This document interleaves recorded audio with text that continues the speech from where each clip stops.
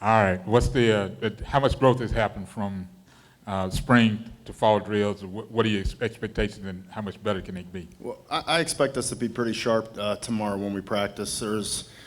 The one thing about this group is that I was very impressed with was the amount of football knowledge. They know football, and so I expect tomorrow us to be on full. So obviously we have some young kids in the program that are going to get some reps, but there's a high expectation right now. I mean, there's an excitement in the air that went along with spring football, with the recruiting process and now into, being on the field finally. And our kids had an outstanding summer, and they're ready to go. So exciting time for us. They're going to be right in this room in, a couple hours to start our first team meeting.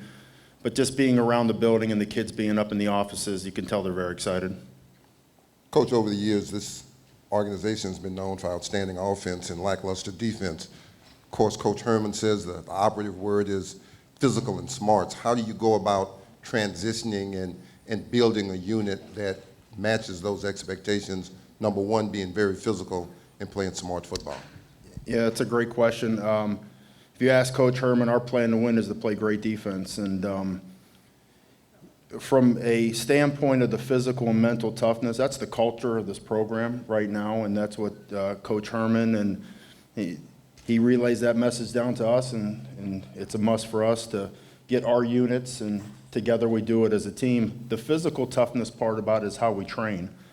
I'm a true believer in that. You're not going to have a physical football team if you're not going to tackle every day. You're not going to put kids in competitive situations where they have to be physical. And that's just all training right now.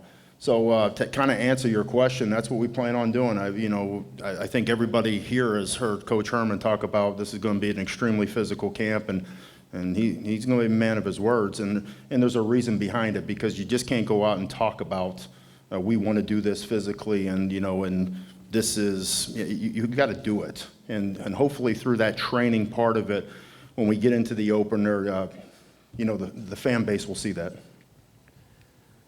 Todd, what was it about Coach Herman and the opportunity here at the University of Houston that sold you on the fact that this was the right fit for you right now in your career? I think when you're looking at coaches, I think you have, there's two sets of them. I think one that's schematically very intelligent, organized, they're great teachers. And then you have the other kind of coaches that are demand, effort, the toughness part of it can get you to go through a wall. And when you find somebody that's both, those are the guys, regardless of where your career is at, those are the guys you want to coach with. And that's probably the biggest thing. And it didn't take long to see that when I met and I interviewed with him going into it, that he had both of those characteristics. And in this profession, they're hard to find people like that. Hey, Coach, how do you go about replacing several key pass rushers that were lost in the offseason? Yeah, it's a little bit of a concern right now. It's the development of young guys. We lost some very talented guys last year, and guys that not only were productive, but they were a big voice in terms of the leadership of this defense.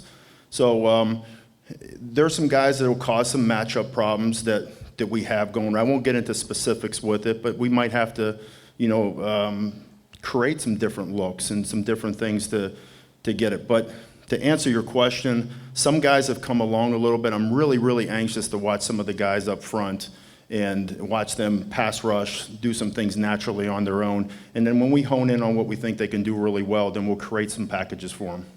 On the flip side of that, what is it, instead of losing starters on defense, what is it like coaching the secondary that returns all four starters? Yeah, it's a great situation. I mean, normally, if you're inexperienced in the back end, it's really, really scary. And our kids are great. I mean, we've got returning starters, and when you think about the two safeties and the amount of football that they've played and just their overall presence, I mean, they've been through it. I don't think anything phases those guys. They're great teammates, and we expect them to be great leaders for us this year and to use some of that to help out some of these guys that they played last year, but they're not 60, 70 play guys. They play 15, 20 plays. So there's a big difference on that. These guys are, they're battle tested, and we expect big things out of them. Todd, coming from a school that creating turnovers was a big part of what y'all did, to come to a team that you don't have to teach that over, they've already have that mentality. I think they've been among the nation's best last 2 years. Does that save some time or make it a little bit easier in the transition where you're not having to instill that, we're going to be a turnover? I think I lost my mic. Okay. Obviously, it helps a ton because the David Gibbs and their staff, the cultivation of doing that obviously helps. And anybody in the country will tell you right now, with offenses being so dynamic, I mean, the kind of the yard totals are over. I mean, it's all about points and all about turnovers to set up. And you see a chart over here on the far right-hand side about, we give the offense the football inside the 40, you're almost guaranteed to get at least 3 points, and vice versa. A longer field in terms of what we have to defend makes it, much easier not to give up touchdowns. So it's talked about. Everybody in our defensive staff room will do some sort of get the football during their individual, and then we'll really, it is really a battle because the offensive guys are trying to protect it like crazy, and we're trying to go after it because we know the ball is so important. So it helps. It helps to have the kids in that type of mindset, especially when they've had success with it. 2 years ago was ridiculous how many turnovers that were here. Coach, can you kind of just piggyback in on the earlier question regarding the strength of the defense being the secondary? You've got two of the finest corners probably in the conference, and one of the guys should definitely be playing on Sunday. Can you just talk about, if your philosophy is sending guys from every angle, how important is it to have veteran guys who can lock down on wide receivers? Oh, you have to. To me, it's there's not too many pressures you can create. There are some that you can play a guy over top of them, but the more people that you commit to either a rush or up into the front, the more it puts guys one-on-one on the outside. So, obviously we're expecting big things. Willow's got to play extremely well. Brandon, there's a couple other guys that I think are making some, some strides on that. But anybody that's known kind of what I've been about and what we will be about is there's going to be some pressure on those guys. And if they can hold up in terms of the things that we do, I think we'll be in really good shape. So a tremendous battle with those kids coming into camp, and it's a lonely position sometimes. You got to go out there and do your deal, but if they can, that's why they pay those guys, $10, $11 million in the NFL because they do the same exact thing. So I'm expecting some really good things out of those guys just because of the experience standpoint too. At the linebacker position, you have a bunch of young guys out there. Do you think you might have to adjust the scheme a little bit to protect those guys? I don't think so. It's a work in progress.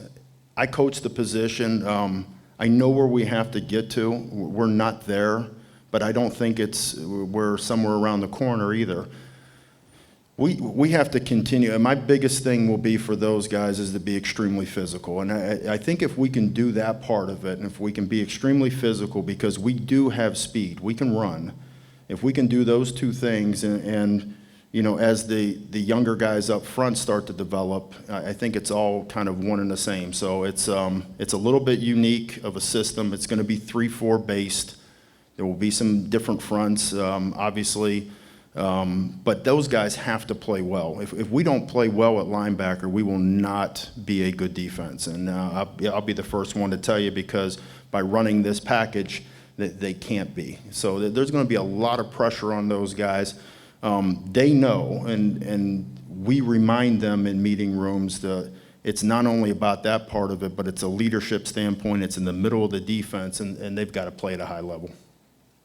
Todd, back on the decision to come here, was it difficult when you're weighing the option or the possibility to go back home and then maybe go elsewhere? Just because most people tend to want to go back to where they're from or something. But did that play a lot, or did it weigh on you when you were making that decision? A little bit, and it's that place and some other places it came down to. But there's and it's not a knock versus anybody, but the kind of the three things that I look for, and without making this about me and it's about the kids, but you know, your boss, number one, and number two, if you can win a championship, and number three is, can you get players? And that's kind of the approach that I've always taken in terms of if I thought maybe a job was a better job, if you want to go to that land. But those are kind of the order with it, and I just weighed those options, and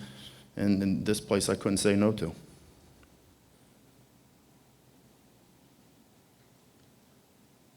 Anything else? Good, thank you.